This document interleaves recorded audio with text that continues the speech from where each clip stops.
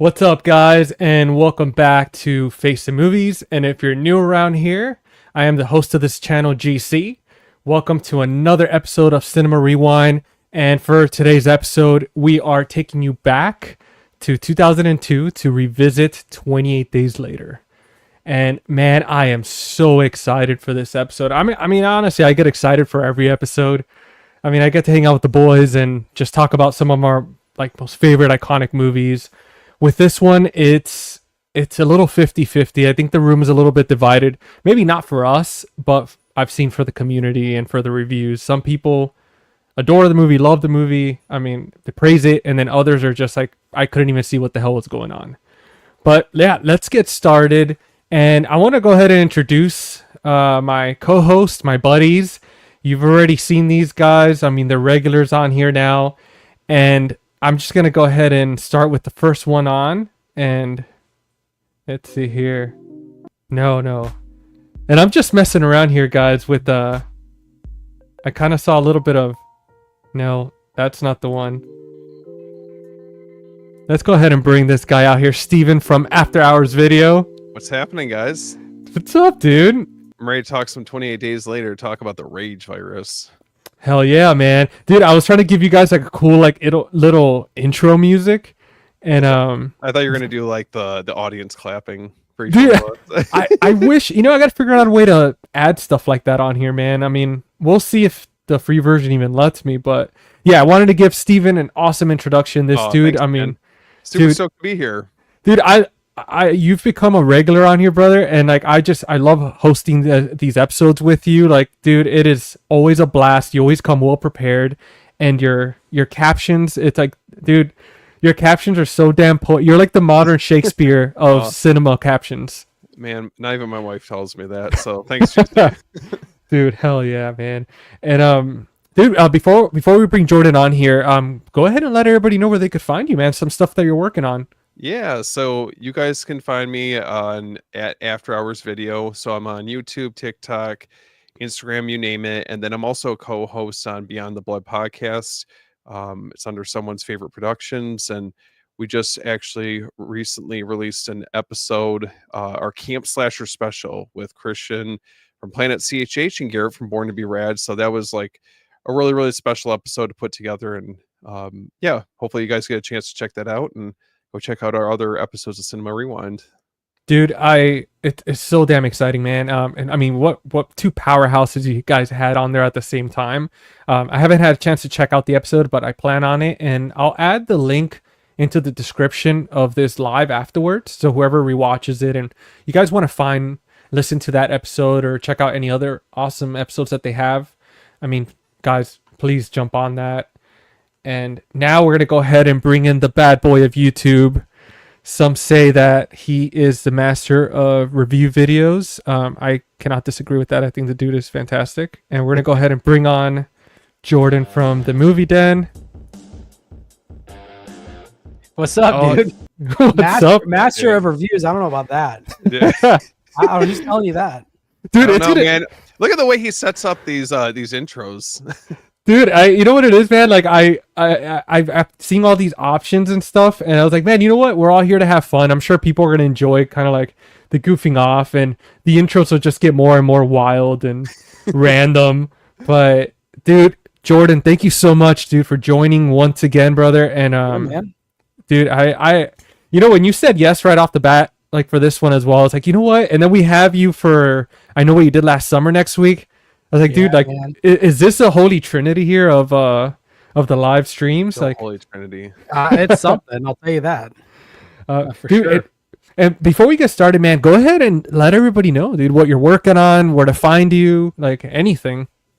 Yeah, well, the Movie Den, you can find me pretty much Instagram, YouTube, Twitter, Blue Sky, TikTok. I know I'm really, really bad at putting up short form content. But I try. And so sometimes it's just an extra thing that I always put to the side, but, yeah, man, that, what else? We've got a really awesome, interview coming up, I believe. Oh yeah, that's right. I saw that. Is it the 20th? July 20th. Yep. 20th. Dude, we are interviewing Adam Marcus, writer and director for Jason Goes to Hell. So extremely excited about that and excited to see where that takes us from there. And then, other than that, I do have actually. Oh, here we go. Let the people see. Hold on. So I just did this review today. Actually, it came out, and I'm partnering with the Movie Room. We're going to be doing a giveaway for the nice guys. Oh, hell yeah. Oh, dude. Sign me up. So add us on there. We'll put you on there. But thanks, man. We haven't figured out all the details, but basically, winner, the Movie Room's actually going to ship out to someone a copy of the Nice Guys. Dude, so, hell yeah, man. It's a nice box set. Dude, you've seen the movie, haven't you, Steven? A long time ago. I need to revisit it. So it is hilarious. Yeah, I'm excited to check it out again.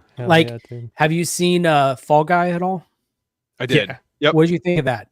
I thought it was funny. It was comedy-wise. Okay. Yeah. So it's Ryan Gosling being Ryan Gosling. Okay. Yeah. It's a great movie.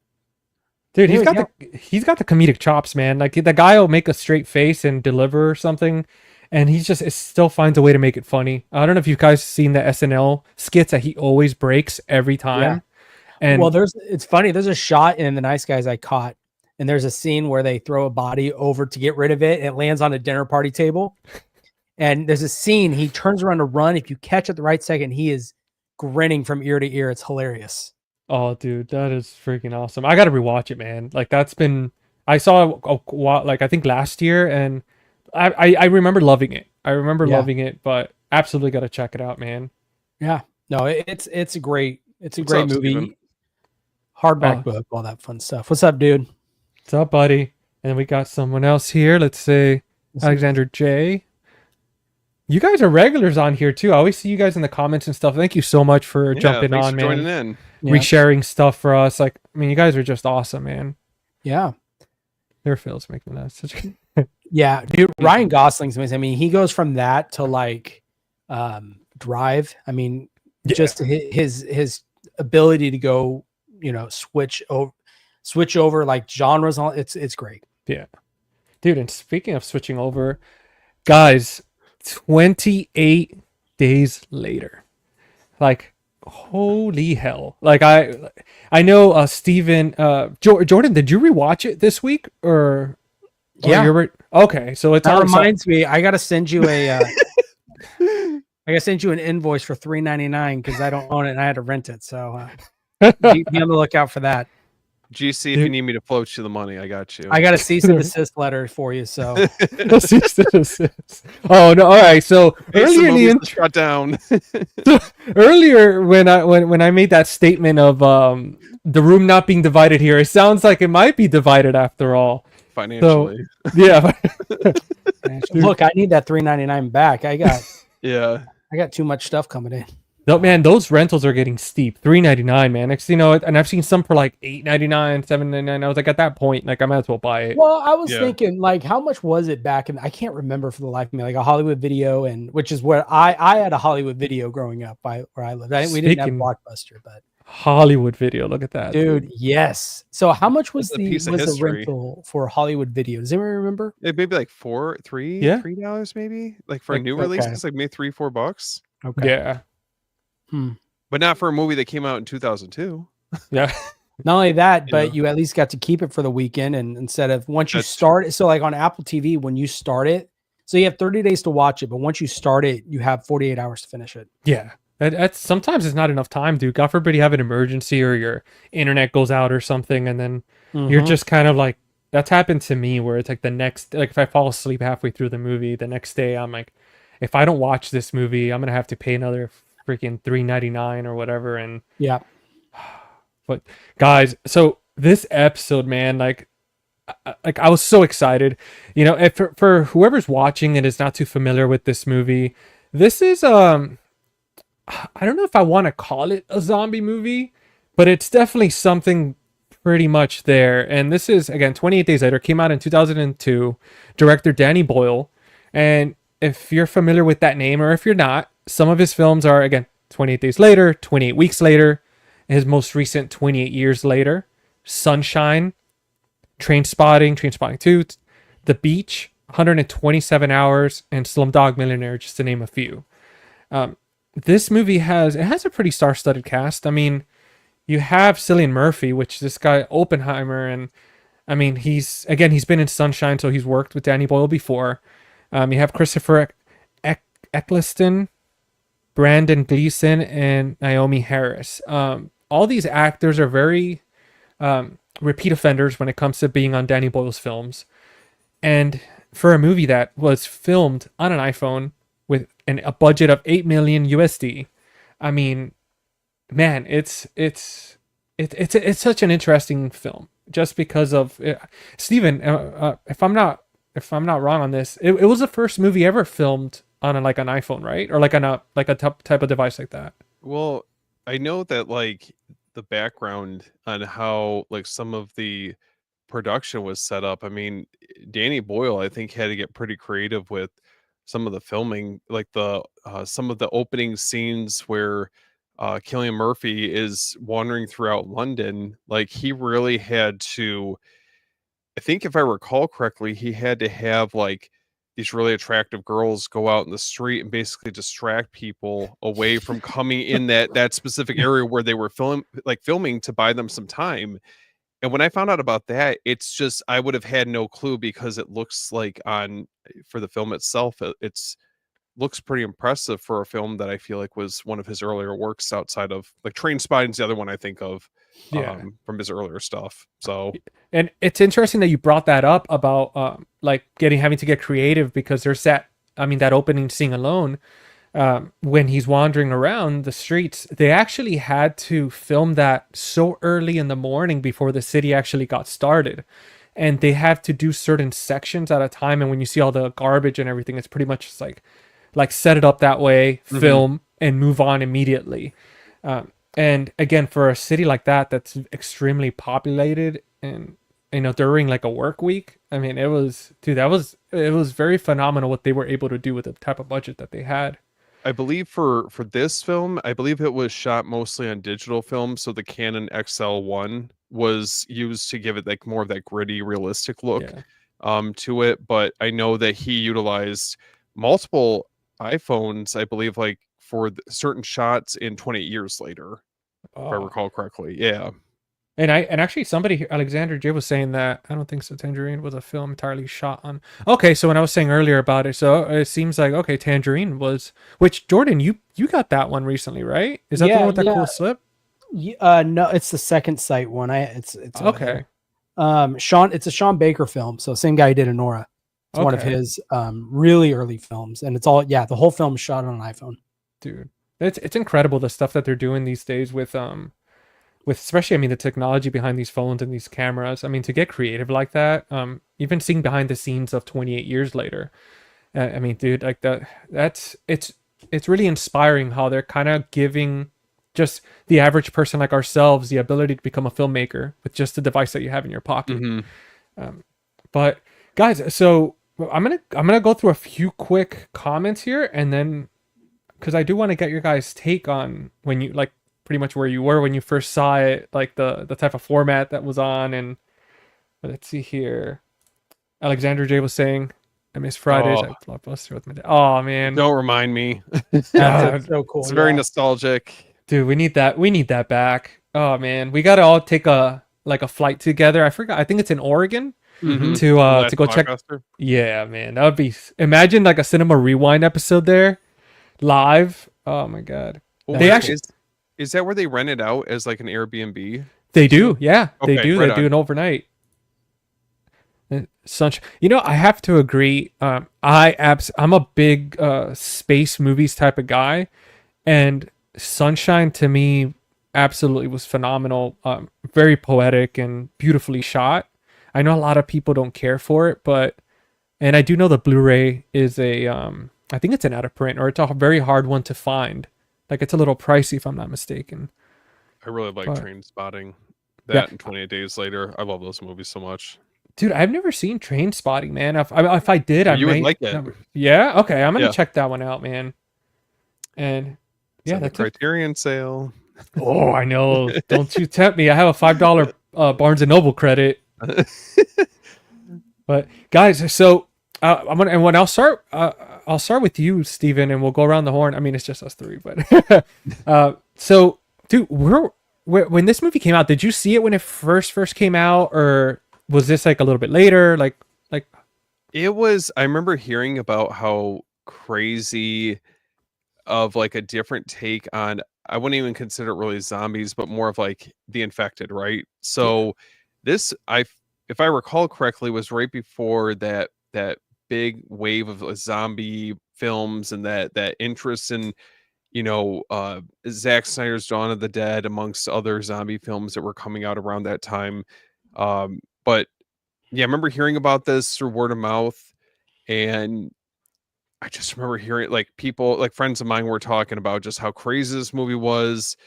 And I think on initially watching it, it's very over the top, it's gory, very frantic, fast paced. And then when I went back and revisited, even for this rewatch, definitely not as graphic as I remember it being. Like it's still pretty intense, but maybe that's what comes with the amount of movies that we watch. yeah, that's the thing too, man. After a while, like I feel like we really get desensitized. Um, and I'm right there with you on that boat, man. Like I feel like this is not so much of a zombie movie. It's definitely, I mean, and they never once mention the word zombie in the film or the undead or anything like that. They talk about, like you said, the infected and the For sure. rage virus, and I feel like that made the movie very grounded for Hmm. me. I felt like it's one of the scariest zombie not zombie movies because of the fact that out of all of them, it's the most again, like down to earth type. It could really happen, Yeah. there's animal testing labs all the time. They're testing this type of like extreme like rabies type virus, and I mean that's how it always starts, man. Well, But it's a very, very scary concept because yeah. it's not, the dead rising from the earth. It's something that's government based essentially, that's being used as weapons. And the idea of that probably, I mean, it really couldn't be too far off, probably, to what goes on behind the scenes. But it's a very, very scary concept, and I think for anybody, the end times are definitely a very scary thought. Oh yeah, man. And when you saw this movie, I'm assuming when it came 2002, it was like around VHS. Well, did you watch that on VHS or DVD? I believe I watched it on DVD that time Okay. around. So I remember we had a lot of like friends in our circle that would, share movies so then everyone was able to watch it. Eventually I ended up owning it, but um yeah, I remember a group of us had a chance to get together, watch it, and I just never really seen anything like it. It's a much different take. The only other movie I'd ever seen like that was Umberto Lenzi's Nightmare City, which Wow. fast paced, infected people. And yeah, I don't know. Definitely stuck with me, after seeing that movie. Dude. And what about you, Jordan? The first time I saw this movie, I didn't see it in theaters. I didn't actually even rent it. I remember, obviously at the video store, I do remember seeing the red biohazard sign. That was very iconic to me. Even when 28 years later, I remember, or 28 weeks later, that when that came out, I remember seeing that everywhere.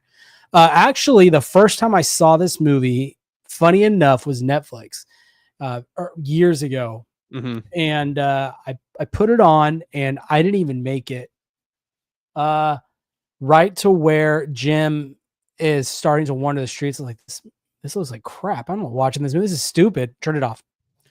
And it took me a while Oh, to damn. actually revisit it because I thought this is stupid. This looks terrible. Whoever shot this didn't know what they were doing. That's what I thought. The opening sequence here, like Cillian Murphy's naked here, and then the quality, it's like, you know what? That's already two strikes. And then Yeah, like this is it's right when there's that shot when he's on the bridge and he kind of turns his head and just the extreme grain, very gritty look to it. I was like, this isn't for me.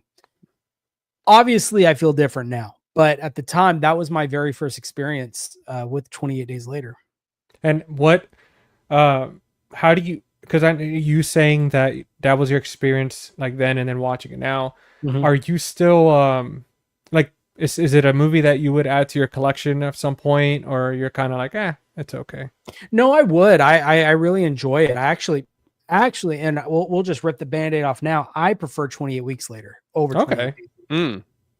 But I think 28 days later, I would love to get. Now I saw Steven over here, Movie Odyssey, said wanted our take on the whole DVD, Blu-ray, 4K. Yeah. Look, if 4K is the way I have to get it at a decent price, then I'll get it. But I think the 4K, and I'll explain why I'm talking about this. But the 4K, I feel like it's just going to accentuate the grittiness and grain even more to a fault. I mean, I won't know until I see it. But yeah, all that to say, I would love to have it in the collection if I could find it at a price. I would get the Blu-ray, but it's pricey to get. But yeah, I think. But well, actually, we'll cover that later. Oh, no worries, man. I don't know. Sorry, GC. I just don't know if a 4K is entirely necessary specifically for this movie. I don't know if it's really going to enhance it necessarily in a good way because of the way that it was shot. So I think I have some reservations on if that's something that's worth really adding to the collection. I think you could probably get away with just having it on Blu-ray and being perfectly fine. Dude, even then, man, like I actually watched it yesterday on Blu-ray quality. My God, like there's a scene where they're driving through a field and there's flowers. Oh, it's gorgeous. Dude, like we'll see on my end, I don't know what the hell is going on, but the flowers were they were kind of look like a painting. Yep. Like you could I noticed tell that last night too. There was that scene, it was very just like I don't know, not even like 480p or whatever. Yeah. 240. Like, it was like it was low. Dude, the only scene in this film to me that was absolutely like crisp and perfect was literally the last like 4 minutes of the film, like the ending when they're in the field and stuff, because it was so bright out, and I think that's what made the difference. And everything was like, even when they zoom into Jim's face, like it was so perfect, and I just didn't understand. I was like, wait, like why do I feel like the camera's changed? But yeah, man, and it's funny that so Alexander says I wrote a review on 20 Days Later, and I believe the director wanted the mini DV cameras because it gave the film this documentary style aesthetic. Producer said it would not stand the test of time. That's a good idea to do that, and I could see why, because they want to make it almost like documentary-ish / not found footage, but they wanted to make it as real looking as possible. But damn, like I feel like they it's funny that they were so wrong. Yeah. I mean, I think that there's aspects about this film that have held up, and then there's certain qualities that I feel like the director definitely improved on with the sequels, just because you probably had a larger budget to work with. I mean, especially with this most recent one. Yeah. So oh no, and the phone being 4K. I mean, when you're able to record at that resolution, and especially with all the like additional lens adapters that they could put on these phones and stuff like that, it just kind of really opens it up. But I feel like besides the quality, right? Like for me, I feel like 28 Days Later definitely belongs on VHS, and like it's a VHS DVD movie for me. Which, oh my, yeah, man, dude. Yeah. And it's funny because I only have the like 28 Weeks Later on DVD that I found for like $1 at the thrift store. But when I opened it up, dude, it came with a burned copy of 28 Days Later. That's cool. So it came with both, man. And it was just, dude, it was so awesome to find this, because somebody was like, I hate this movie so much that I'm just going to rip it and keep the burned copy, and then just have like the legit 28 Weeks Later. The double feature. If you think about it, wouldn't that I feel like that would add to that for me would add to the aesthetic of the film, having a burned burned copy of the movie. Yeah. That's cool. Man. But I mean, besides the aesthetics, I think the story itself was spot on. I mean, you go into like the opening sequence with the chimp, being in that lab, being tied down, having to watch like all those videos of like violence and destruction and stuff like that. And right off the bat, you could already tell the type of tone that this film's trying to establish, kind of showing people already like the cruelty and humanity within the first few minutes. And I thought Yep. to me that was like, damn, that's one of those intros that gets you right off the bat. And I don't always find movies where they just suck me in like that. Like within the first 2 minutes, you're like, holy shit, like damn, this is rough. Well, that the opening scene you're referring to, like the lab scene. Yeah, where the Yeah. chimp is like on that metal bed and stuff tied down. So I remember when I seeing that for the first time, you're just trying to figure out like what exactly is going on, and obviously subjecting the chimp to acts of violence, and they've obviously been doing testing on these chimps for some time, it seems like, and it's just the activists, while they have like the best intentions with, I'm sure to a certain extent, to get them out of there, it obviously has like it backfires on them, and it just all hell goes to loose, or all hell breaks loose. And I don't know, it's a pretty effective scene for that short sequence where it's like the chimp breaks out, and just I don't know, it's scary. I mean, it just everything escalates so quickly in that scene. Dude, like the moment they opened that enclosure and that chimp ran towards that girl, dude, that Oh, that scene oh got no. yeah, man. I was like, that scene got so intense so quick. And when they started turning like as quick as they did, like for me, I love movies that try to keep it. I mean, I'm all for like sci-fis and stuff that really goes above and beyond like our reality. But I definitely appreciated how simplistic that transformation was, where it's like it literally affects you so quickly and then you just kind of Mhm. become rabid. And they weren't like superhuman or anything of the sort. They were just very pissed off people. Like feral. Yeah, man. And dude, that those scenes, dude, how violent they got. Like I think that's the scariest type of because there's always that debate, right? Some people enjoy the slow zombies, some people like the fast ones. To me, if I want to like be uncomfortable and scared, I'd watch a fast zombie movie. But what about you guys? What do you guys think? About I what? think Like, zombie speed, Yeah. or infected. For me, I wouldn't even, and you guys already, I wouldn't consider these zombies at all. They're more infected. This is a viral film, like like the movie Contagion, but obviously a little bit different. But because they never died, so they're technically not the undead, the zombie. So I feel like naturally they'd be able to do anything a normal human would do, just like you said, very feral, animalistic. Dude. And you even, just even the way they attack and kind of the way they move, it's like you said, it's very primitive, very feral, Mhm. just gross. Yeah.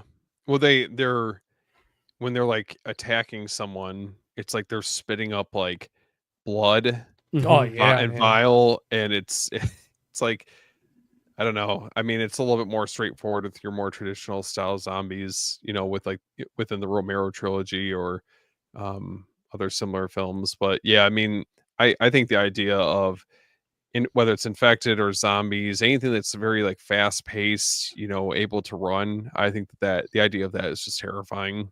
Dude, like World War Z, man, like those guys too. That was like the way they're just running and just within like I liked the transformation cycle of World War Z more, where it took what was it, 30 seconds or something like that. Like I remember he was counting based on his daughter's toy.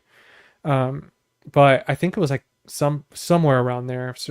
And it took more than just like 5 seconds. And I found that was more grounded with that transformation, and it made it more probable. Because to me, any movie that can make it as realistic as possible in a horror genre, I mean, dude, that's scary as shit. Like, Oh yeah. and we got Brian in the Yeah. house. What's up, Brian? What's up, dude? Yeah, Dude, I think that how fast they the transformation takes place in this movie is just, it's so scary. And the only other movie I can think of is Train to Busan.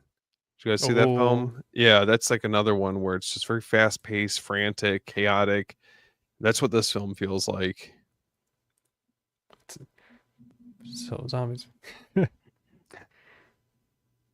That's I kind mean, of that's how like the original Dawn of the Dead is.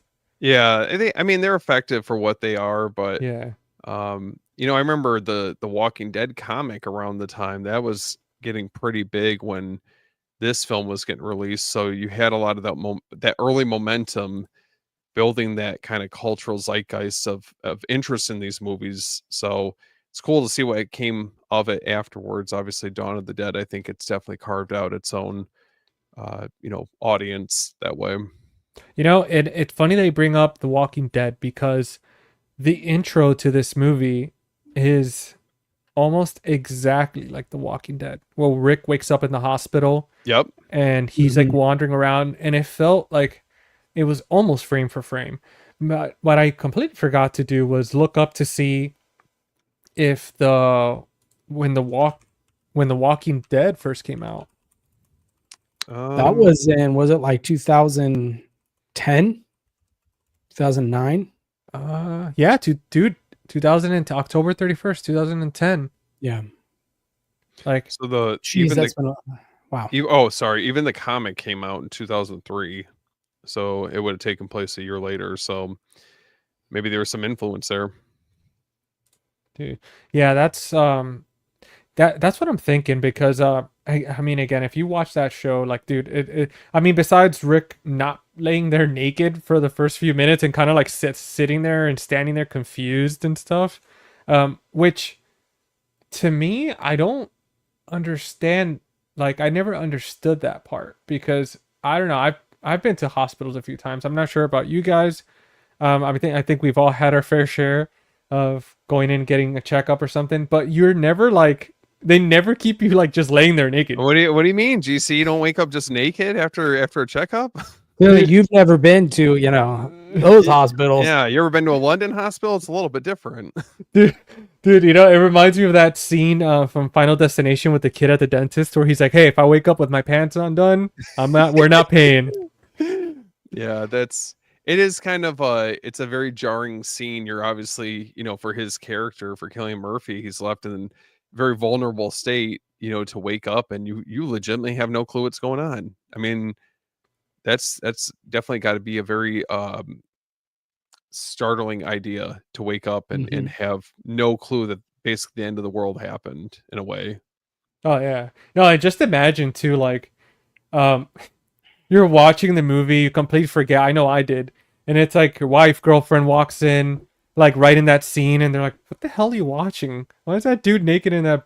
Like, why is he just standing there?" And it's like, it's a non-zombie movie. Not to mention he was drinking Pepsi too, so yeah, it's a little sauce. Like, talk about Pepsi, man. It felt like a constant like walking billboard in the movie. Yeah, where they're just like promoting the same freaking like snacks and drinks and candy. stuff. What was the candy that they were like? They were loading up on all the snacks at the one point. Just remember they were like showing the boxes of those. When that exchange was going on. The liquor, where they get to that scene where they're grabbing the liquor boxes, and he's like, I think he had champagne or something, and then the other guy, which I think it was Christopher Eccleston's character, I think that was him. He's like, oh no, we're getting this stuff. Like, and he looks at like the boxes, and he's like, you know what? Let's grab like 3 or 4 more, but just quietly just grabs them and stocks up. It's such a, I think that's what I like about Danny Boyle's style of directing, especially because there's these very human elements to the writing. And I also have to commend Alex Garland. This was before, obviously, he was directing his own films, but very human aspect of it, and the relationships and the interaction. They have like this forged together family now at this point amongst basically the end times, right? So you make the most out of it, try to be as human as you possibly can, and I feel like that was like a prime example of that. Yeah, it's such a beautiful thing how they were able to encompass more or less like how would people react? Like I'm curious if he did any type of study, like psychological studies or on that type of like mental state, right? Because it was so accurate in a way, man. You had like the different profiles, like mental profiles of like the person that's guarded and looking after themselves, and Hmm. then you have the profile of the family dynamic, right? Protective parent, and then you have the profile of himself, of Cillian Murphy's character, where he's kind of like just still in a state of confusion and disbelief, and he's also still keeping that with everything that he's kind of seen in the beginning so far.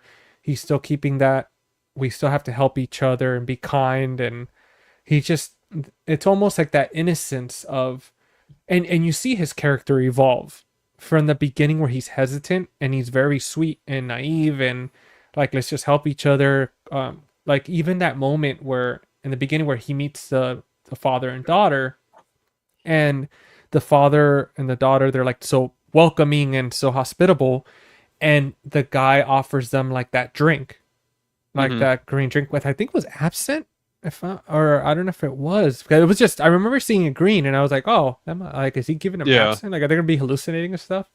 But yeah, like I don't he know if just, that's where you'd be wanting to be like tripping out. dude, absolutely not, man.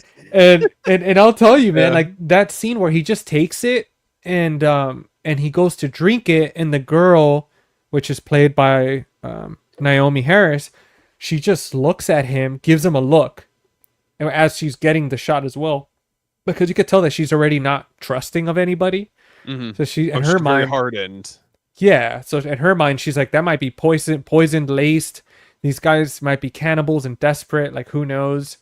Because even when I saw him just grab it just like that, I thought that myself. I was like, what if it's like the guy's being a little too friendly? And yeah, it kind of made me think of You're that, talking man. about with Frank? Yeah, yeah. In the Oh yeah, beginning, when yeah. they're in the apartment and they first walk in and they're in that room with the Christmas lights on, Yep. Yep. and it just felt like Cillian Murphy's character. It was just so fantastic how you see his development throughout the film all the way to the very end where he's totally different. Well, yeah, and what I thought was interesting is between Jim and Selena. Yeah. You know, Selena obviously has a lot more experience and time that she's been out in the streets, basically surviving, and you see that very quick scene where they go into the house. I believe it's Jim's parents' place. It was Yeah. in his house, and then they get attacked, and that one of the like her partner, the guy that she initially was with, gets bit or like cut or something, and then on the spot she has to just instinctively like just basically hack him apart because she knows what's going to happen. He's going to, rage out and, become one of the infected. So you have her on one side, and I feel like she balances out Jim, where the beginning of the movie he's very naive, and over the course of the movie he becomes definitely more of like definitely more violent, Dude, you yeah. know. Like Jim, he like in that scene where she gets the machete, and at that moment, because the partner, he had like a cut on his arm, I guess Yep. from the glass, and that's where like the some of that blood, the infected blood, got on. But see, in that scene, I thought that she was gonna cut off his arm, I did too. like World War Z Yeah. style. Yeah. And nope, she just starts like the guy's screaming Bloody Mary, and she's there chopping him up, man. And I was like, damn, that's you could have cut off his arm and seen what happened, but shit, I guess she wasn't taking any risks, man. What's up, William? Dude, what's up, William? Thank you for joining us, brother. Yeah, thank you guys. A ton of people enjoy this. Survival of the fittest, I guess. That's one thing that the fried food, man. I'm in the Carolinas and right now, and yeah, it's fried food everywhere, barbecue and stuff. And Oh, even though I'm not complaining, sometimes I'm like, oh man, I could use a little more yeah. healthy green It is today. a salad. Yeah. Yeah. Yep. It's funny. Oh wait, it's the same message. Okay.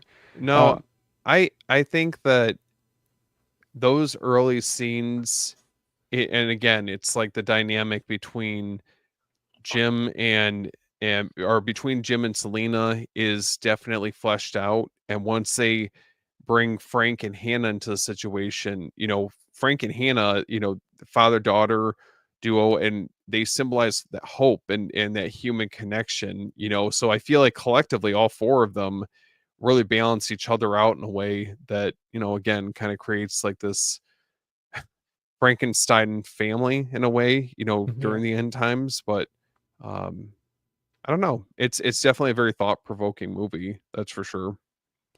Yeah, man, that it's definitely a good character study movie because of just seeing like how people like would react, because we all know people that would panic. We all know people that would kind of step up and be like, okay, this is what we got to do. Specifically as you see them like bonding pretty quickly, and you see obviously the grocery store scene where they're like kids. I mean, obviously the girl is a kid, but everybody else is they're just grateful that they have the simple sustenance like food, water. But it even goes to that scene where they go into the tunnel and like they get that flat tire and they literally just say screw it and pick up that car. Yeah. And even to the last few seconds where the zombies are getting on their ass, and they just nobody runs off, nobody leaves anybody behind. Like they just stick through it, even though they've just met not too long ago. And dude, it was beautiful, man. Like Danny Boyle really captured, like you mentioned earlier, Stephen, like he really captured that essence of like mankind and how people could really show you like that good side of them if For given sure. under circumstances. Well, and I think if you didn't have Frank and Hannah, I think it would have taken on a very, very different approach to it, because look where Jim's at the beginning of the movie, where they're running up the steps going to Frank and Hannah's flat, and they're going up the steps, and Selena's like just booking it, and Jim's like begging for her to wait up for him or whatever the Mhm. case is, and it's just by the end of the movie it takes on a very, very different tone, like where they're both capable, they're both survivalists.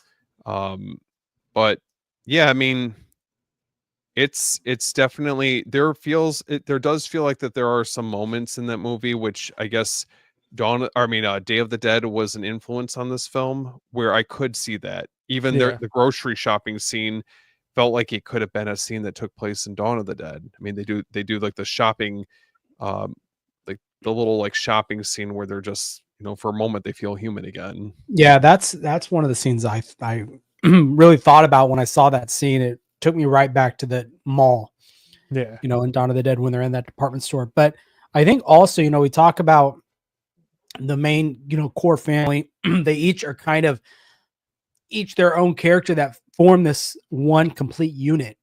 He also, Danny Boyle does a great job at showcasing what's the other side of all this that could happen. And then that's where you got the guys at the compound, Mm-hmm. what their intentions are behind all this.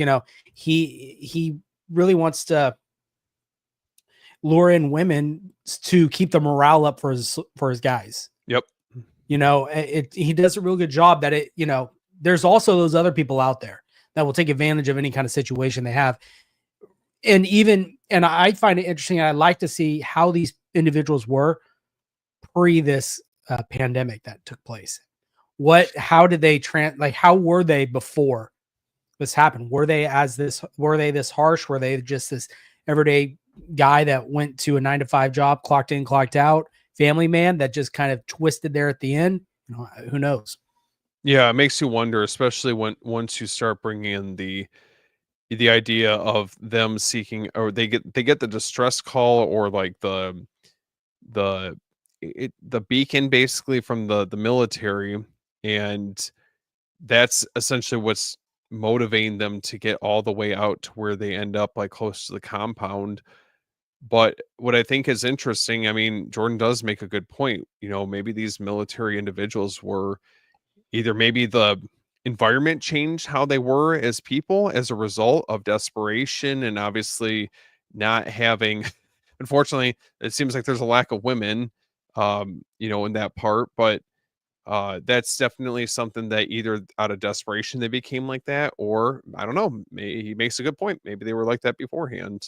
Yeah. Well, so that's the thing with that particular like section of the movie, I guess, with the with the third part, with the third act, that it really shows you, for example, like Major Henry West, which is played by Christopher Eccleston.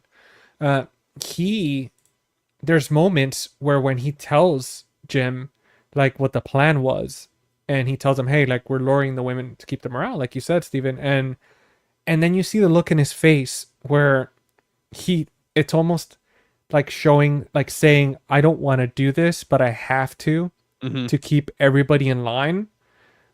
This is the only way I'm gonna be able to keep them like from not losing their shit. Like, I'm just trying to help them.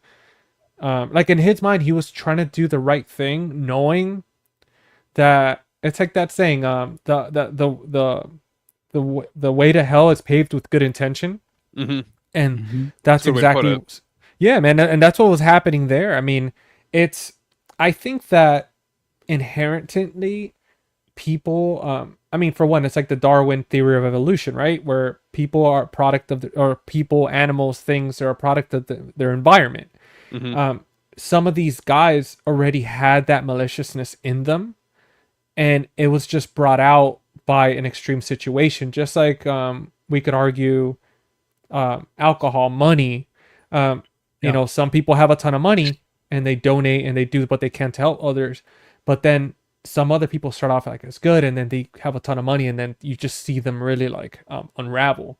And I think that's the situation in this film, where it's like it really shows you when like shit hits the fan, like what people really have on the inside, and what desperation really does. But yeah, man, it made this movie seem like it definitely, like in the beginning, obviously, like I think the message behind this film was pretty much saying that man itself is dangerous, because I mean, even from the very beginning, they instilled those images of us self-destructing, and then with the rage virus escaping, it didn't escape. It was man themselves, you know, paving the way to hell with that good intention of saving the animals, even though they were told like, hey, they're infected, we cannot let them out. And they were like, no, we're doing the right thing. Then spreading that, and then getting to the character arc of these guys being good, and then towards the end where it shows like the group of people that are supposed to protect you, and instead they're just like looking out for whatever feels good for them. Well, Steven makes a good point. Like, the film does make you question who is more dangerous by the end of it, you know? Yeah. So you have the infected, and obviously they're like the driving force behind the movie. Obviously, on the forefront, you have like human relationships, and that I feel like is a very common theme amongst a lot, even with your more traditional zombie movies like the Romero films, or you know, even any like Return of the Living Dead. You know, we talked about that not that long ago, but you know, these are very character driven films, but the infected obviously take a big, or the zombies take a big part in keeping the plot moving forward. And you know, it's by the end of it, I mean, you're left questioning who is more dangerous, you know, the civilians or soldiers, or the infected. Yeah. And do you guys feel like there was any like hidden messages behind the film, like any type of either, I don't want to say propaganda, because that's very like harsh. Like, it didn't feel like they were trying to shove anything down our throats or anything per se, but do you guys feel like there was any message after watching it? The only thing I took from it was, and it kicked off right from the beginning, you had talked about with showing destruction that was caused by, you know, us, is if anything, if there was a message other than this is just a great character study zombie film, that if there was to be something like this, it wouldn't be natural. It would be something we would be our own destruction. We ourselves would destroy, you know, it would come from within, essentially, is what I'm saying. You know, if destruction were to happen, if all this was to go, and we were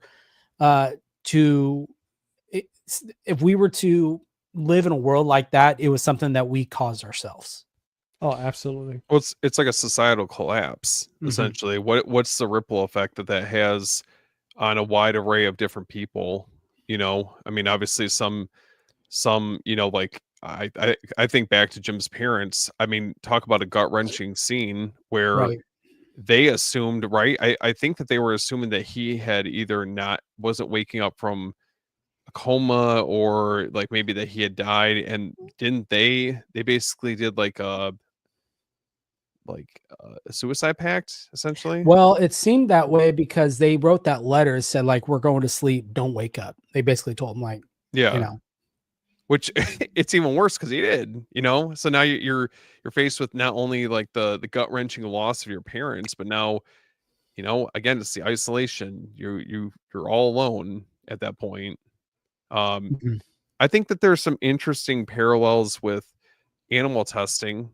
You know, it just within the opening scene, there's obviously some underlying message with that aspect of it. But I Yeah. also think that the fear of pandemics is a big part of like the overarching theme to any of these movies, and just how people could react to it potentially, you know. Dude, how quickly it spreads, man. Like For sure. it makes it seem like no matter how advanced we are, um, especially a movie like this, it shows you that within less than 30 days, like the earth will kind of like take itself back. And no matter how much tech and how much money and power we have, like when something like that goes wrong, there's no way of hiding from it. And yeah, it's definitely intense. It's like it reminds me of Contagion. There's another one I think called the Breach. No, I'm sorry, Outbreak. It's the Mhm. movie Outbreak. And yeah, man, it's such a, I think that's the scariest thing of all, besides obviously like having the infected. It's like the thought of how quickly society could just collapse like that. I I noticed that there were some similarities between this, and I read a book a number of years ago called The Andromeda Strain by Michael Crichton, same author who did Jurassic Park. I think that that's one of his more known books, but there was definitely a lot of similarities there, with like a viral outbreak as basically a central threat. And essentially people are fighting, for their lives in a biological disaster. I feel like that there's a lot of that in this movie. um, and I don't know, I one thing I wanted to bring up was, I mean, what did you guys think of the score and the editing? I think that that's a big part of what made this movie the way that it is and how effective it is. Yeah, for sure. I think the music for me is my favorite, my absolute Yeah. favorite. The way it's shot, I mean, whatever you think about 28 years later, they kind of kept that same feel to a point, up to a certain point, I think. But the first two in the music, I think, are masterpieces. And Mhm. I love, and I caught this, the opening score starts a certain way, and the ending is kind of a reprise of that score. Just they changed it a little bit, but the ending score of the film is the opening score for 28 Weeks Later, if you catch that. So It's they book clever. them. Yeah. So it's a continuous piece of music. It evolved Um, almost like the characters themselves. and Or the infected. Yeah, the Yeah. well, the music itself in this series is a character in its own, because as situations in the film progress and get worse and heighten, it's almost the music is in itself a heartbeat, because as more things start happen, and as we get more anxiety driven stress, our heart rate will start pumping and going faster. If you listen, the tempo starts to pick up, get Mhm. more intense. You add some more strings here, timpanis here, different stuff. It just builds and builds and builds. And that's what one of the greatest things, I think, because it echoes kind of what the composer, I'm sure, and Danny Boyle himself wanted the audience to feel watching this. It was a symmetry between the audience and kind of what was going on in the movie, and I think it's beautiful.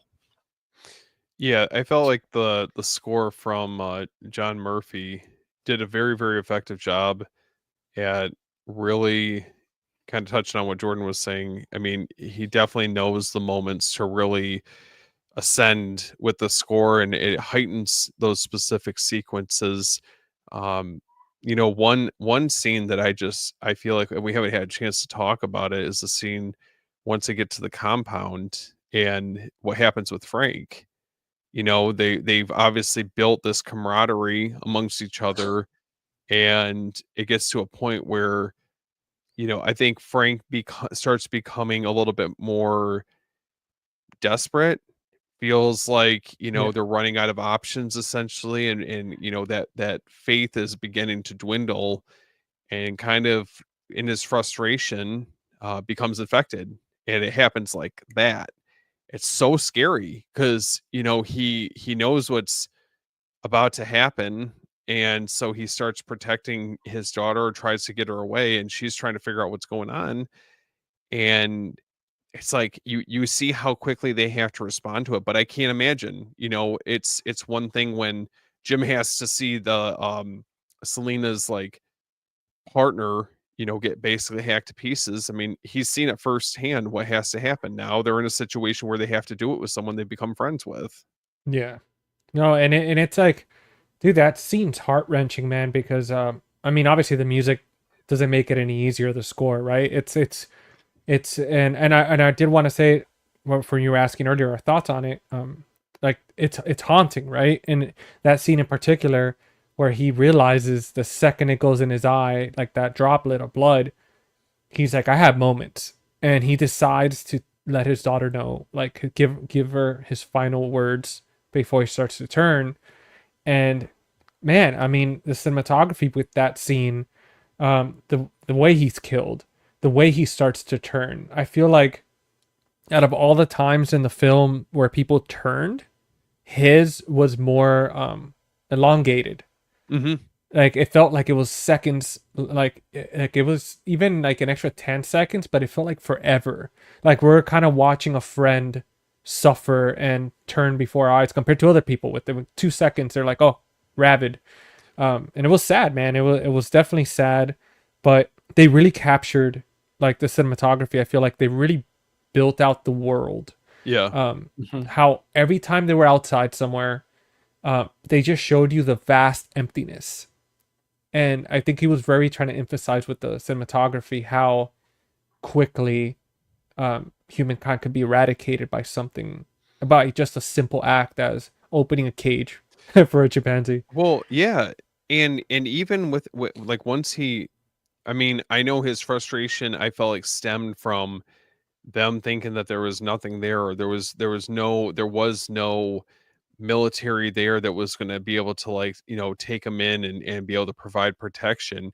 But the irony of it is that he turns and they kill him, and then the military is not even really the resolution. They're worse than the infected. Oh, absolutely, man. And right off the bat, like they're just like the way it all plays out, like where they didn't even, like that poor girl had to watch her father get shot up like 40 times. And then it's like, even in that scene where she's at the dinner table and she's like, I want to bury him. And you could tell that at that point, you start seeing little red flags Mhm. where they're like not even willing to accommodate the poor girl, and they're like making jokes and stuff. And it's like, something's off with these guys. Yeah. Um, Now, what did you guys think about how that plays out? Like once they get to the military compound, I feel like there's like a number of red flags that start showing up. I think one of them being that they have, I believe it's one of the soldiers that became infected chained up in the yard. And it just reminds me again of Day of the Dead. They have oh my god, I'm blanking on what the zombie's name, the one that the scientist is working with. The one who Damn, ultimately ends up kinda, eventually breaking out. Oh my god, that's gonna annoy me. do it. Anyways Look it up. anyways, you guys know what I'm talking about, but yeah, it Yeah. just reminded me in ways kind of similar um, to, how that played out. Yeah, no, it was definitely that was suspicious. And I think, to me, honestly, was the moment where Jim's walking in, and, or no, he not walking in, but I think he was looking out the window or something, and he sees the soldiers just circling one of the soldiers in the car, that they came in, and they're just like having fun and being a little bit like almost not psychotic, but just they were a little too giddy for the situation that they're in. And that to me was like, like the military, like if it was legit military, like these guys are trained, and I don't think they'd be doing something like that. They wouldn't be wasting gas on a car that they could use like to go do something. Resources. Yeah, exactly. They would be very resources, guarding resources and stuff like that. Bub was the name of the zombie. I was gonna say, set the record straight. I think. Well, I completely agree with you, Steven, about the zombie that they chained up, and he said, why are you doing this? What was the reason? He goes, because we wanted to study him to see how long it would take to starve a zombie, how long, all this stuff before he would die of starvation. Another scene is the dinner table scene, the little feast they have, where it was just simple, but they're excited to have eggs, and they were just like, this is, and they kind of just. They were very welcoming, and then it just kind of turned on a dime. Mm-hmm. I thought that was a great scene, especially that soldier too. The very stoic soldier, and I forget his name, but how he was talking about like society and the collapse and everything, and he was like very like, and I forgot. I think the major like mentions like he was like, oh, he's our resident philosopher or something. And I thought what he was saying, like that soldier in particular, I think when you look at his face, the way he's talking, he's fully aware of the men he's surrounded by. Mm-hmm. And he's fully aware what they're capable of. And that's why he acts. He's the only one to me that stood out. After that scene, I was like, this guy's going to be the guy to trust. And it turns out that it was. Like, he really does try to help them. And like, he's like, he was a good dude through and through. Well, yeah. And I think you obviously have a character like that with, loosely speaking, better intentions. Yet I think Major Henry West represents false salvation. They were under these assumptions that if they made it to the compound that they would be safe, and that's obviously not the case. And it just all begins to start going sideways. Towards the very end of it, you realize that the military has terrible intentions with Selena and Hannah. And it's it's even more messed up because, I mean, Hannah can't be that old, when, however they're portraying her, but she's like a kid, so they don't, I mean, obviously the military in this movie, they don't seem to care. Yeah. I don't know. My take of that, and at least of the military part, I didn't feel like they were military. I felt they were more of a militia, they just were probably ex-military, had military training, and they just took it upon themselves to take over this compound. Yeah. I could be wrong, but that's kind of how I saw it, because I mean, you can argue then you got the military that takes place in 28 weeks later. Yeah. I mean, you can argue, are they any better? You're not wrong, dude. Like, you're not wrong. Actually, I did have that thought at a certain point where I was like, these guys are acting very like civilian-like. It's an interesting angle to take it. Yeah. That's how I saw it, was they could be military trained men. And just decided to take matters into their own hands. They could have been, what we would call today preppers that went a little too far. Mm-hmm. You know what I mean? So who knows? I think that's kind of up to interpretation. Speaking of character types, which do you guys think you'd be? That's a good one. That's a good question. I feel like it'd be close to. Wait, are they talking about like characters in the movie? Yeah, like who I guess I'm assuming, like, speaking of character types, which I feel like do I'd be you close to guys Jim? think? Or I think, are they asking, Alexander, are you asking kind of, when you say character types, how would we respond to a situation? Because we talked about, one is reserved, one's very out for themselves, one still kind of is holding on to that hope of humanity that, hey, we're still, morals still should exist within what's going on. Kind of, where would your mentality be going into something like this? I think for me, if I was by myself, I would be more of leaning towards gym. Mm-hmm. But if I'm obviously like with my girlfriend and I have like my dogs and stuff like that, or if I was with like let's say we're with her family or something, I would definitely be more I would be leaning towards Celine's character, because it's different when I'm by myself compared to I'm with my partner, and then it's like we have people like that, like in that military, right? That militia, where they're out for, to do certain things to people that they shouldn't be doing. And I would have to be like Celine, where it's like I have to protect them first, and I could not take the risks compared to being by myself. I could move differently. There's certain decisions I could make differently, but I think, yeah, I would definitely be more like Celine, where it's just not even think less, like I would react as fast as a heartbeat, like she says in the movie.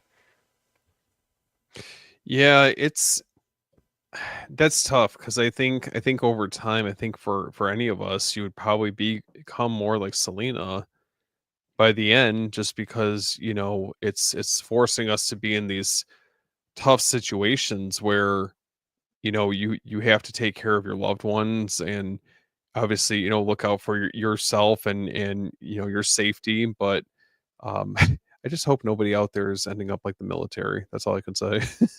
Seriously. Yeah. I don't know. For me, I would have to agree, Selena. I think because you have to think, I mean, take how society breaks down. Take a human and don't give them food for, they say we can live 30 days without food. By week 2 or 3, you will do desperate things. And at that point, who can you trust? Because what are their intentions? You don't know, because I think in desperate times, they say desperate times call for desperate measures. Yeah. They'll do anything to not starve to death. And yeah, I agree. Alexander, get a dog. Yeah, that's probably, but the hard thing, I do agree, get a dog, because yeah, they're gonna help you out, but that's just, you also have to think too, that's just another mouth you have to feed. I Am Legend style too. It's like I don't want to have to put my dog down, man, if it gets infected. Right. There's a lot of things you have to weigh. It's hard. And then you think too, if something like that goes happen, and I think it's interesting. And they didn't even really touch on this in the movie, but I always think about this. Because you see the scene when they go shopping, and at the end he just puts his credit card down. Right? He's like, here it is. I'm not going to need this anymore because it's worthless. Yeah. At that point, and it's just interesting, you watch a society breakdown when money and currency is no longer a thing. It turns into the barter system. What is valuable, right? It's almost trading and stuff. So I don't know. If I was in that situation, I would just hope that I would have some type of something that was worth of value to barter to at least survive. Yeah. Whether it be woodworking, which I have some skill in, whether it be, gardening, something. There needs to be something that you need to have. Yeah. That is you can barter with, because when when the currency is no longer worth anything, what else do you have? Jordan, you better hold on to those chickens extra close. Oh, dude, it's funny is so we got a rooster. When not intentionally, we bought GC, I don't know if you know all these terms, but we bought pullets. Pullets. Well, I think one of them ended up being a street run. These terms. Anyways. No. GC, a pullet is basically they see a chicken, it's guaranteed to be a hen. Straight run is it could be either or. So we got one, and me and my mom both bought one, and they both ended up being roosters. So anyways, we had to drop. So it's funny, in my town, it's literally there. We have chickens. It's the funniest thing. All down our highway. I mean, we got thousands of wild chickens in our neighborhood. I mean, it's the craziest thing. So we had to dump our rooster today. Oh my God, dude, it's like South Florida, man. Like, well, South Florida, we can't legally have roosters in our city. It's or county or whatever. So it was either find someone who can legally own it, like in another city, eat it, or or just, hey, best chance of survival, go live with wild chickens. So Yeah. that's what happens. Dude, thank you so much, Alexander. Really appreciate Yeah, that. thank you. Yeah. That's what I was actually telling the guys earlier, behind the curtain, how these episodes, you guys have all been showing up and we've been getting more and more views and people like interacting, and it seems like everybody's enjoying them, and it's been awesome, and we're just excited to keep making them. And if you guys ever have any suggestions for movies, dump them in there. We'll look at them. Next week we have I Know What You Did Last Summer, so that's something to look forward to. One. I do want to address Steven Movie Odyssey said, and completely agree. And that's exactly what I was talking about. Is nowadays we're so reliant on modern stuff. I mean, look at us. We're relying on, fast internet, a camera, a light. Oh yeah. And we're spoiled, man. But what I'm saying is that, yes, there's people today, like, they wouldn't know how to, collect rain, to get water. They wouldn't know how to, if you have a clove of garlic, how you're going to get more. They wouldn't know any of that stuff. It's, I think, farming techniques, survivalists, different types of styles of like being able to support yourself when you don't have all the resources that we typically rely on. I mean, I think it would unfortunately come down to survival of the fittest, if you're able to adapt to less than ideal circumstances. How are you gonna hold up during tough times? And then you've got a lot of people. You would have, if something like that happened, you would have a mass depopulation, not only in people losing their mind, going crazy, but a lot of sickness, people needing medication. Without it, they're gonna die off quick. And I think there's a couple movies that do a phenomenal job at showcasing this. One, World War Z, the whole pharmacy scene. Yeah. Have you guys ever seen Greenland? Yes, okay. I did. Yeah. There's a great scene in there where their son, and this relates a lot to me because he's type 1 diabetic. He relies on an insulin pump. I'm type 1 diabetic. I do rely on an insulin pump. So I understand that panic mentality of, for sure, if shit hits the fan, I can imagine, and I myself would probably do it, raid a pharmacy. That's the first thing, because, insulin, you're not going to be able to live without, so. Dude, antibiotics, it's very interesting. Like, that's actually a good point. Because normally, like, we would have that question where it's like, if something like this was to happen, what would you raid first? And most people would say a gun store, right? Mm-hmm. But I like to think that if you're pretty prepared for a situation like that, the first step in this case, like Jordan, like you said, man, I'd actually definitely get a pharmacy, because you could find guns for the most part. You could own a gun, but you can't have a certain amount of antibiotics, penicillin, like stuff like that. That's going to be a lot harder. Those would become premiums, basically. Like if people would become, I hate saying it, but I think people would become, if you have medication on hand that they need, they become desperate. Well, and that's exactly what I mean also about the barter system. What do you have? I mean, have you guys ever seen the Book of Eli? Yeah, absolutely. A quick little scene is the KFC wet naps packets were extremely high value because it was something that's as clean as they can get, was a little wet napkin from KFC. Mm-hmm. You know what I mean? But yeah, I think pharmacies, I think some would raid a gun store, but I think a lot of people, and you'd be surprised how many, the first thing they're going to do is go to their local Walgreens to raid a pharmacy, because look, you can live 3 days without water. You can live 30 days without food. In my case, insulin, you're not going to live a day. Yeah. 1 day without insulin, you're dead. Yeah. So that's going to be something that a lot of people are going to go after. And not only that, but you like heart medication, cancer patients, the stuff that they need to survive. It would be scary for sure. Dude, and speaking, and that's something that Steven's saying about like the country being unhinged and stuff. Mm-hmm. I mean, dude, we had that happen in 2020 where we had our own pandemic, right? Where it was kind of like a small example comparing it to the film, right? Of like how people would react if they were like, hey, there's like a virus out. And you definitely saw that in society where a lot of people, a lot of preppers were like, this is what I've been waiting for. Other people were like stockpiling toilet paper. Like, I'll never forget that. dude, and in my mind, I was like seeing certain people, especially people that I knew, react the way they did or what they thought was valuable.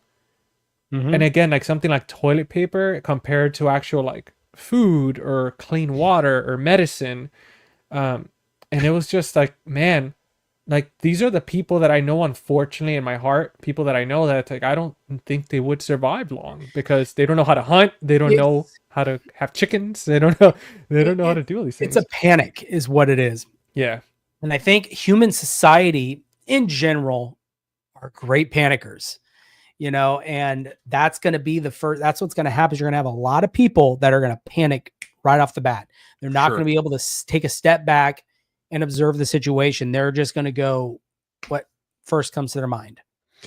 Well, yeah, I think that, I mean, we did get kind of a taste of how things played out, you know, during 2020. And it was just, you know, you saw some people that were a little bit more rational about things. And I swear, I just saw too many people that were becoming a little unhinged about things as time went on. But what do you guys think with this film? What type of legacy do you guys feel like this left, whether it's with this film just individually or as a whole? Like, how do you guys think that this shaped movies that came out after it? Steven? Oh no, go ahead, Jordan. Sorry. Oh, I was gonna say, I mean, look at us. We're talking about it now. How many years later? Dude. But I think it's got a huge impact. I mean, I think one of the biggest echoes of this, you know, of this movie, I keep thinking of World War Z. Now it takes a different angle from individual breakdown, individual as people, to governmental breakdown. Yeah. If you watch World War Z, and that's really interesting because I was listening to a podcast with it was Eli Roth's History of Horror. He had the original writer of World War Z, and he said like the original book was completely different than what the movie turned out to be. His was more of a guideline, a guidebook, a how-to, which actually, fun fact, the military hired him as a like a spokesperson or someone to basically how to prepare for a societal governmental collapse. It's very interesting. And he actually got hired, and it was something that he took years and decades and really researched to write this book, World War Z. That's incredible. But yeah, I think this film inspired a lot. Like you guys talked about, The Walking Dead, I think is a big one. World War Z is another one. The whole animal testing thing. I mean, we see that all the time. You know, stuff coming from animals. Planet of the Apes is another one. Now I know Planet of the Apes came out before 28 Days Later, but you know, the idea of an animal, I think that's a fear that we have, and now it's kind of coming to reality, is the bridge between an animal virus to a human virus. And that's just, it's always been, it's just continued on the story. Yeah. It's kind of rehashed in a way, but I think, 28 Days Later, it's definitely left a big legacy for zombie-esque infection films, because you had a lot in the early 2000s. You had a lot after that movie, because that was what, 2002 you said? Yeah, 2002. So there was a lot of movies that followed it that was inspired, I think, by 22 or 28 weeks later. I feel like even thematically, I know that I don't think that they were directly influenced, but even the sadness, I don't know if you guys have seen that, but that kind of had very, very, very similar tone, like an overall tone to it, and just how quickly things can unravel, you know, as a society. But yeah, it's just a very different take on it though. But that I couldn't help but think about that movie while I was doing the rewatch. It's this I think this movie, man, like it's one of those films where we all watch it and we're like, we think zombies, but it kind of put itself in its own genre Hmm. because it's, even though it they may act like zombies like World War Z, like they might act exactly the same. They're not, and that's one thing that I think this movie had a specific message, which was like the observation of humanity and its own collapse. And it's one of those type of films where you could like not even focusing on the quality of it visually, but like it could be used for film schools in the sense of character study, the sense of the realism of it, the emphasis of putting out, it's like like describing certain things without saying anything, like with the credit card scene at the grocery store. Hmm. I thought that was such a beautiful and poetic scene. And it was something as simple as him walking by, putting the credit card down, and the camera zooming into it. And it was the stamp of acceptance for that character, where at that very moment he realized nothing's ever going to be the same. Things have changed, because he had hope up until that moment where he saw this grocery store empty and he saw this street, and he's like, yep, like this is how things are now, where we're just going to have to survive, and full acceptance. And you get a lot of those breadcrumbs throughout the films, again with the beautiful panoramic shots of like these empty worlds, these empty streets, emphasizing how quickly we collapse, how quickly we change as people. And I think it's an amazing movie when it comes to how well it spoke about how like real life could be if something like that happened. You know, I find it interesting because around that time, 2002, and you got to figure the movie, they had to been filming 2000, 2001. Hmm. Around that time was 9/11. Oh, Yeah. And that was a big chaotic time. I think, I'm not saying, please don't take what I'm saying as this, but it's one time in history that really brought a lot of people together. Yeah. It really did. And I like the idea is during that time of everyone being together, Danny Boyle, I thought like, what if we weren't? Yeah. What if we weren't together? What if we were all against each other? And it's kind of a contrast of what was going on at the time. And you could argue similar up, Chris? thing. What's up, dude? You argue kind of the opposite effect or opposite of what The Sadness did with that whole movie. It was a complete finger in the face social commentary of what was going on. For sure. You know And what I mean? it's interesting Chris mentioned that, because I just remember those films when they came out were like so synonymous for me, Yeah. and not that they're in no way the exact same movie, but I felt like there was this rise in popularity when it came to, like, in this movie they're infected, but for that film, they're it's a much different take than Romero's original film, where you have fast moving zombies. And like I said, the only other movie I'd ever seen before either of these was Nightmare City, and that's just a very, again, it's a very unique concept. So it's cool to see, kind of like what GC was saying, these films kind of carved out their own like corner of horror. Now, what did you guys think? We don't have to necessarily go into the sequels, because I know this is more of a cinema rewind on this film specifically, but did you guys like the direction where the other films went? I'll be honest, I haven't seen the new one yet. And I mean, you guys already know my deal, where it's like, to be able to get like a decent movie theater nearby has been terrible.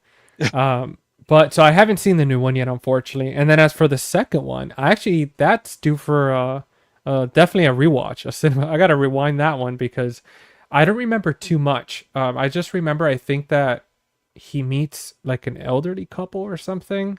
I mean, then there's like the other military and stuff like that, but that's as far as I remember. So I definitely gotta kind of rewatch it. I liked the way they connected in 28 days. The way they connected 28 days and 28 weeks. Because, and it really followed, if you watch it, I think he took inspiration from Romero. You watch the progression of the dead, Dawn of the Dead, into Day of the Dead, into Land of the Dead, how it just, how do I explain it? Like second one, they've kind of, okay, we figured out what's going on 28 weeks later.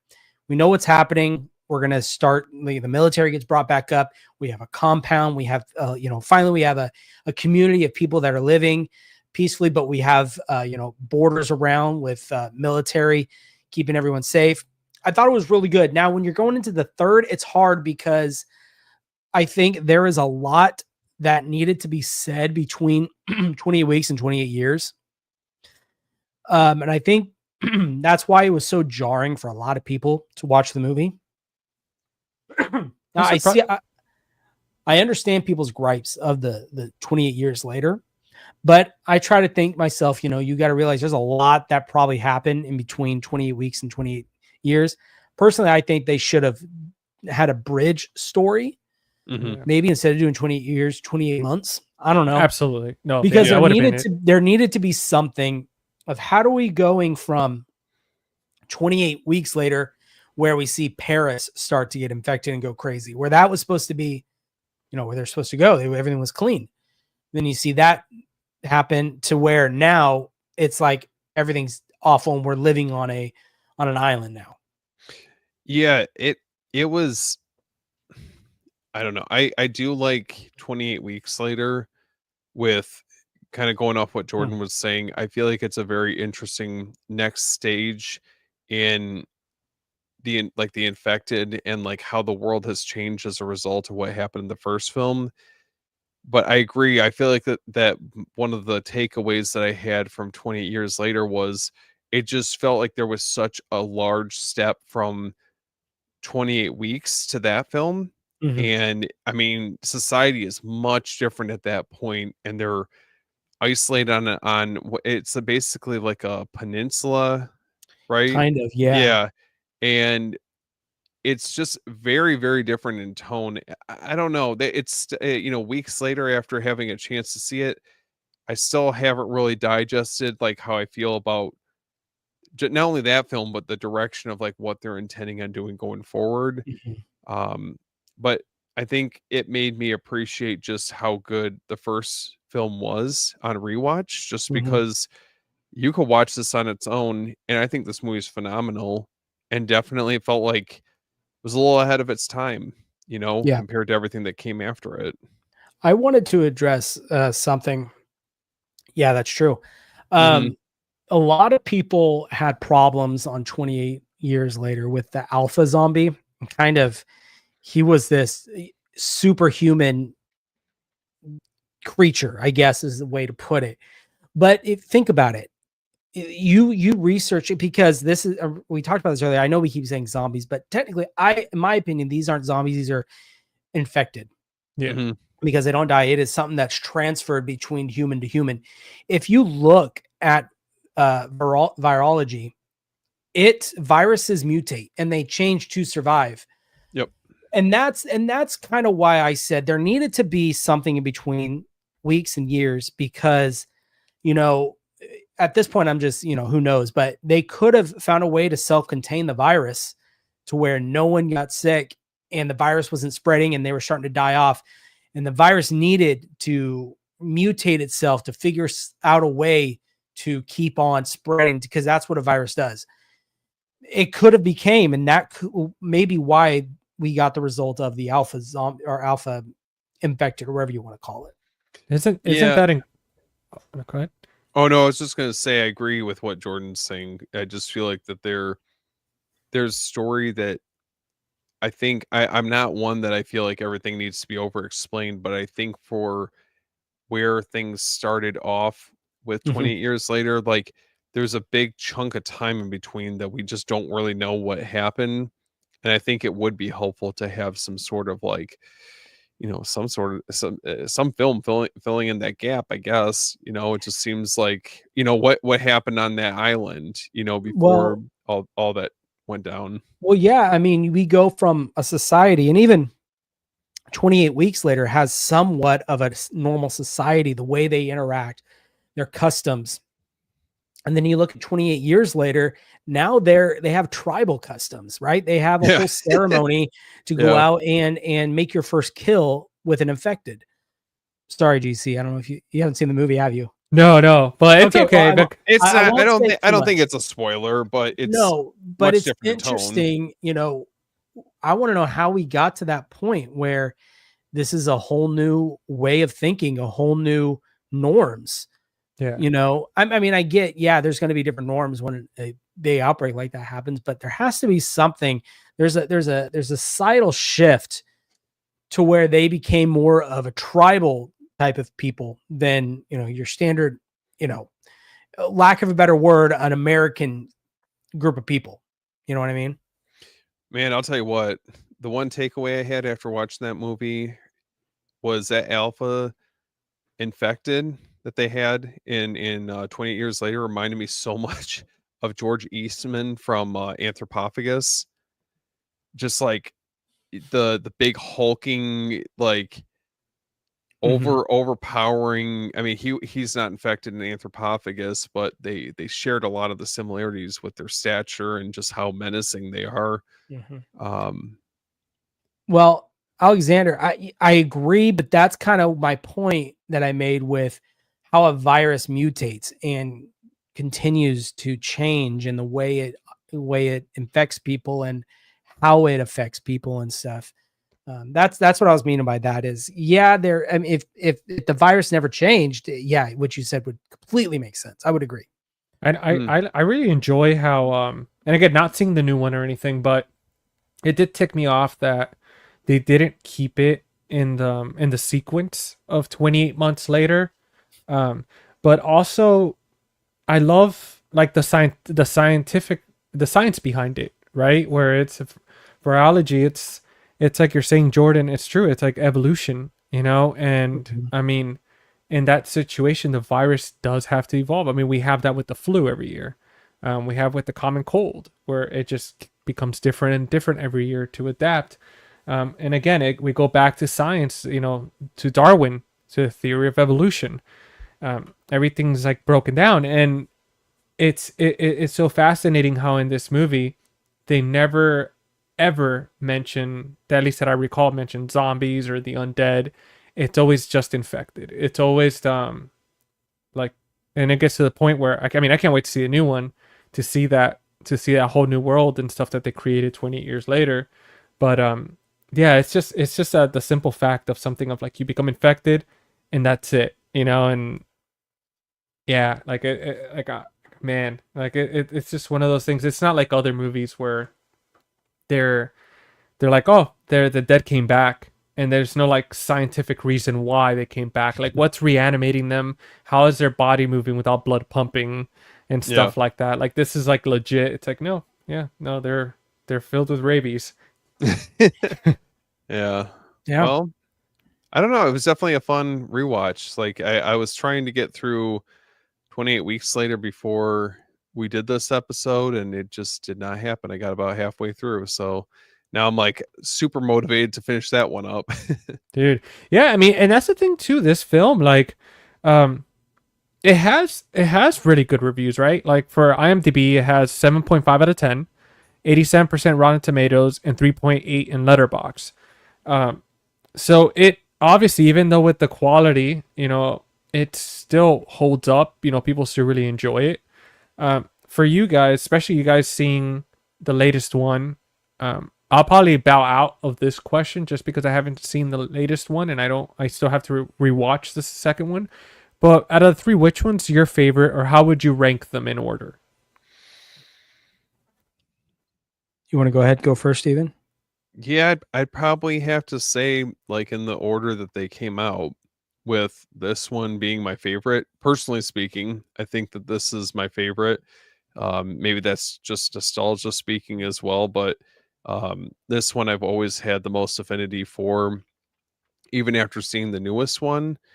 And I think there's a lot to love about 28 Weeks Later.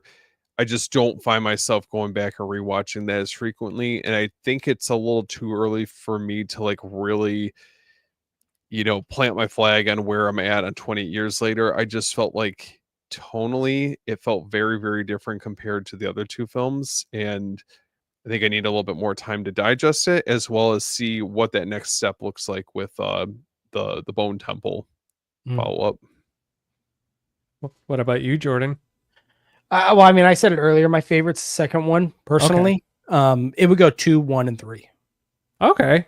Yeah. Dude, I honestly cannot wait to see the new one, man. Like I want to be able to talk to you guys after I watch it with you. I know, and I feel like based on what you're saying, Steven, I feel like I'm probably gonna have to watch it twice to fully like it's just one of those movies. Like I mean, I think I've seen Sunshine like a bunch of times, and every time I see it, it's just kind of it sits differently with me. Like For sure. And one thing I wanted to do that we did last time with Chris, I thought it was kind of funny. I was thinking maybe I could read out a few of the reviews for the movie. Oh yeah. And see, because again, there's like some funny reviews on here that still have 4 stars, and it's pretty funny. But this guy David on here on Letterboxd, he goes, "Rain." It's 4 stars. He goes, "Rain looks so vivid in 480p." And then we have a 4.5 stars with a heart, and it says, Why was this filmed with a pink Motorola Razr phone?" And let's see, a listing of things that always be scarier than zombies. Oh yeah, a list of things that will always be scarier than zombies. Number 1, men. And this person put 5 stars and a heart. Wow. And then we got a 3.5 stars. This isn't even a virus outbreak. British people just be like that. Oh my gosh. I feel like they seem pretty, for the most part, pretty favorable for this film at least. Dude, Yeah. There's a 3 stars that says, "Imagine being able to see what's going on here." Jeez. And then 4 stars and a heart. "Cillian Murphy is the only man that I trust." You sure about Dude. that? He was an Oppenheimer. That is true. And then 3 stars. "The best film ever shot on my dad's old camcorder." Man, you got a tough audience out there. Dude, and it's funny because some of these are like good reviews, man. Yeah. Like 4.5 stars. "The quintessential it's supposed to look like that movie." Minus a half star for being an anti-monkey propaganda, and this is like a 4.5 star with the heart. Like, dude, this is but That's overall, you like some of these reviews are hilarious, but they still give the movie the proper respect that it's earned, man. I mean, look how long it's lasted. Where they just said screw 28 months later and let's just skip it and go into 28 years later. And now that they're doing if I'm not mistaken, I think they're doing like a trilogy with it, right? Mm-hmm. Yeah. Let's see if it sticks to landing. Yeah, it's definitely an interesting film. I enjoyed rewatching it. Wish next time I'll watch it on VHS because that Blu-ray was just like, man, it was a bit tough at times. The preferred way to watch it. And I think that's how probably it's what intended. Exactly. I wish, or not that I wish, but I wonder if the director always intended it to be viewed on VHS. I don't think. I mean, I don't know about you guys. Do you think that it needed a 4K? I mean, I feel like you're gonna expose a lot of the flaws of this film at that point. This film didn't even need a Blu-ray. Like it was just like I was mentioning in that scene earlier that Jordan remembered too about the flowers. It looked like a Van Gogh painting. Like it was just so weird, and I kept staring at it, and I was like, "Is it me or my contacts dry or something going on with my player or something? Did it freeze?" And it's like, no, it's just. He's like, "Am I having a stroke?" Yeah, seriously. I'm like, do I smell toast? Like, what the hell is happening here? Is that burning hair? Steven, that VHS, is it the white VHS? No, Man. Honestly for this, I just went with like the traditional style one. Okay. I know that there's a blue one, so little background with those. They have a blue and white one. So one was released for, I believe, Blockbuster Video, and the other one for Hollywood Video. They were exclusives at the time for each video store. But I just went with this one, the white one. I just don't trust that that's going to hold that color for long periods of time. I've seen what happens to white stuff over time. It usually turns from that to like a nice tan yellow. Gives it a nice patina. Yeah. Looks like it's been getting some sun. No, but yeah, I don't know. This was a fun rewatch. I'm glad we did this movie. Yeah, it was fun. Dude, absolutely, guys. And Steven, just to match your 28 days later VHS, I got the 28 weeks later DVD, and now we just need Jordan to get the 4K of 28 years, so we complete the Trinity. I know he's got the Steelbook on pre-order. Oh, there we go. I don't. Surprisingly, I do not. So, dude, guys, before we go, let everybody know where they could find you guys. With Steven, we could start with you, man. Let's go around and promote, especially your upcoming episode you guys have on the 20th. Yeah, so we got obviously we've got the Adam Marcus interview that we're going to be doing. So it's going to be me, Jordan, and Chris. So we're going to be interviewing Adam Marcus, director of Jason Goes to Hell. And then we actually have our Fear by Year for 1978 coming up on the 13th. So for most of you guys, you should hopefully know that 1978 is a very important year. And we're going to be connecting with our good friend Mark from Tales from the Shelf on that episode. So be on the lookout for that. You guys can always find me at After Hours Video on YouTube, Instagram, TikTok, and then I'm a co-host on Beyond the Blood podcast as well.